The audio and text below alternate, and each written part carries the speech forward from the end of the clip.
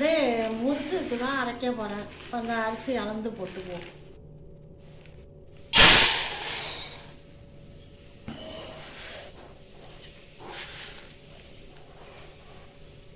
ஒன்றே காப்படி போடுறேன். ஒரு படியும் ஒரு காப்படி போட்டேன். ஒன்றே காப்படி போட்டோம்னா 1 கிலோ. 1 கிலோ அரிசி போட்டிருக்கேன். 1 கிலோ அரிசிக்கு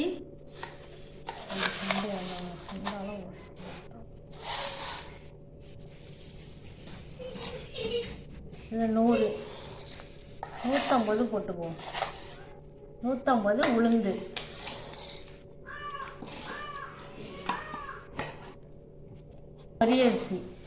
பொரியரிசி வந்து ஒரு 50 போட்டுக்கலாம். 50 பொரியரிசி. இவ்வளோதான் முறுக்குக்கு. 1 கிலோவுக்கு இவ்வளவு தான். இது போட்டு நம்ம முறுக்குக்கு அரைச்சிக்கலாம். அரைச்சிட்டு வந்துடுவோம்.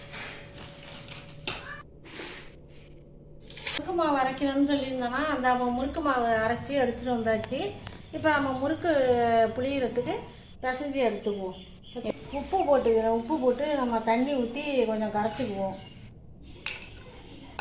உப்பு போட்டு வச்சுருக்கேன். இதில் கொஞ்சம் தண்ணி ஊற்றி நம்ம கரைச்சிக்கலாம். கரைச்சி வடிகட்டின மாதிரி ஊற்றிக்குவோம்.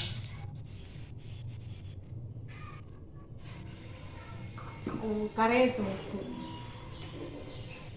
நல்லா எள்ளு 1 ஸ்பூன் கழுவி காய வச்சுருக்கேன்.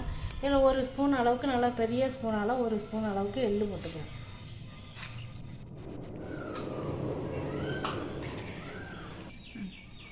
இந்த ஸ்பூனால் ஒரு 1/2 ஸ்பூன் அளவுக்கு வெண்ணெய் போட்டுக்குவோம்.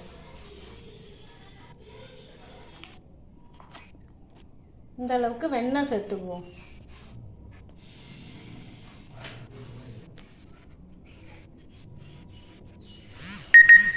எல்லாத்தையும் சேர்த்து இந்த உப்பு தண்ணியை தெளித்து நம்ம பிசைஞ்சு எடுத்துக்கலாம். பத்தாததுக்கு பச்சை தண்ணியை ஊற்றி நம்ம பிசைஞ்சுக்குவோம்.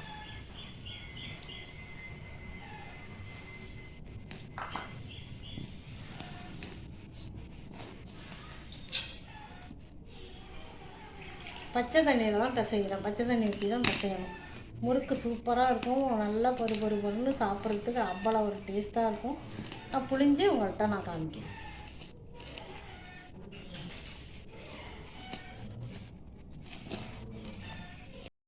நான் மாவு பிசைஞ்சு முறுக்குக்கு மாவு பிசைஞ்சு எடுத்துட்டேன். எப்படி பந்து மாதிரி பிசைஞ்சு எடுத்துருக்கேன் பாருங்கள்.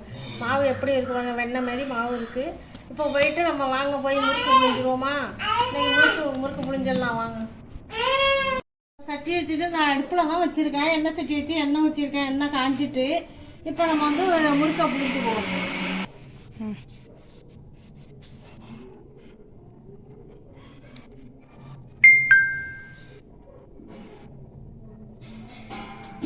அவ்வளோதான், முறுக்கு புளிஞ்சிட்டேன். இப்போ எண்ணெய் சட்டி எண்ணெயில் போட்டுருவோம்.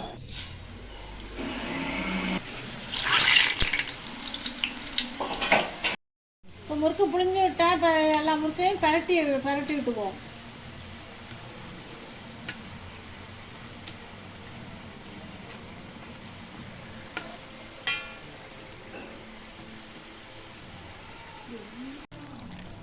முறுக்கு வெந்து போயிட்டு எல்லாத்தையுமே இப்போ நம்ம எடுத்துக்குவோம். நிறைய கம்பியில் கோத்து எடுத்துடலாம்.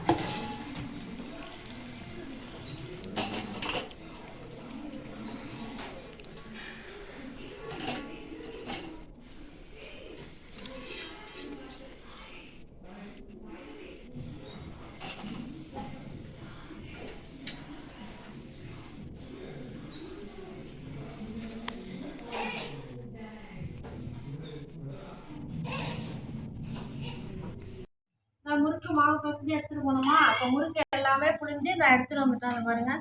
2 பிளேட்டில் முறுக்கு புளிஞ்சு எடுத்துகிட்டு வந்தாச்சு. முறுக்கு எப்படி இருக்குன்னு பாருங்கள். இப்போ பாருங்கள் எவ்வளோ பரன்னு இருக்குது. கரகரன்னு நல்லா இருக்கா? நல்லா இதேமாரி அம்மா சொன்ன மாதிரி தீபாவளிக்கு எல்லோரும் செஞ்சு பாருங்கள். செஞ்சு பார்த்துட்டு எப்படி இருக்குன்னு கமெண்ட்டில் சொல்லுங்கள். அடுத்த வீடியோவை பார்ப்போம். பாய்.